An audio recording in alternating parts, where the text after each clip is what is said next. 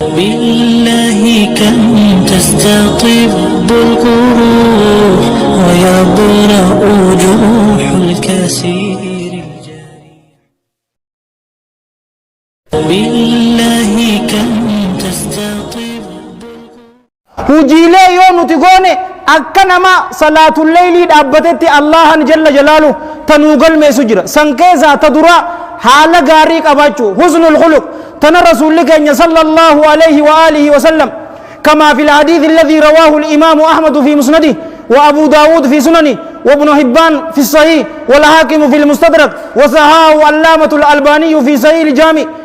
وفي السلسلة رحم الله الجميع رحمة واسعة من حديث عائشة وأبي هريرة رضي الله عنهما أن رسول الله صلى الله عليه وآله وسلم قال إن المؤمن لا يدرك بحسن خلقه درجة الصائم القائم إن المؤمن بكتنا دبين إني ربي أماناته لا يدرك ندك أبا بحسن خلقه حال غاري إسات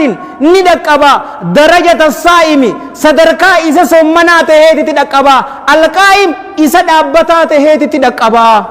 حال غاري أبا چوران الله جل جلاله akka nama guyyaa soommanaan oole akka nama halkan dhaabbateetitti isinii galmees waan lamaan isiniin jeemi takka hunnoo tamaayyiititun talammadaa jechuu gabaabsinee hadiisa kanaas fi sahih jaami wa fi sahih targhib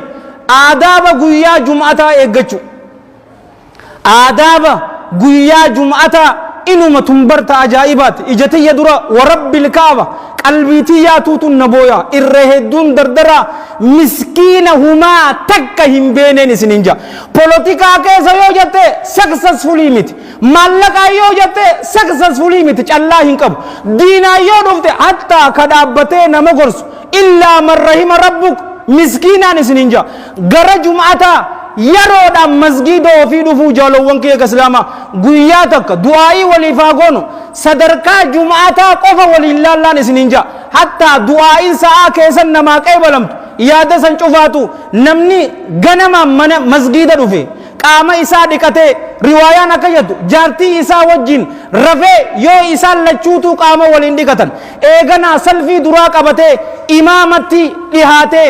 khutubaa san ka dhaggeeffate ammas walam yalgu ka hin taphanne yoo amma laalte ijoolleen mobaayil isii cufaan taphatti bar mucaa sibira jiruunis hin dubbatin alafaa masgiida keenya beekama ammaa huu yoo laalten barandaa fi bakka udu'aa san dhaabbataniituma haasawan harree kitaaba hedduudhaan deemtuun agarte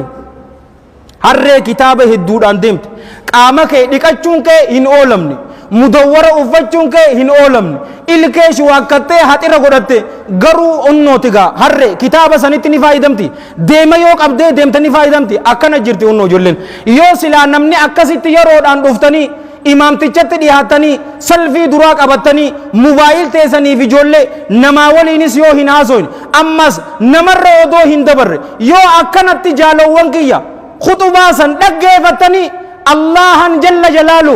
amata guutuu akka nama soommane amata guutuu akka nama qiyaamul leylii dhaabbatetti isinii galmeessaa amata aqullak mushe guyyaa takka amata tarkaanfii ati manarraa deemte san yoo lakkooyte 400 yoo taate amata 400 akka nama soommane amata 400 akka nama dhaabbate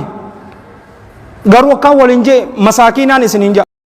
بالله كم تستطب القروح ويبرأ جروح الكسير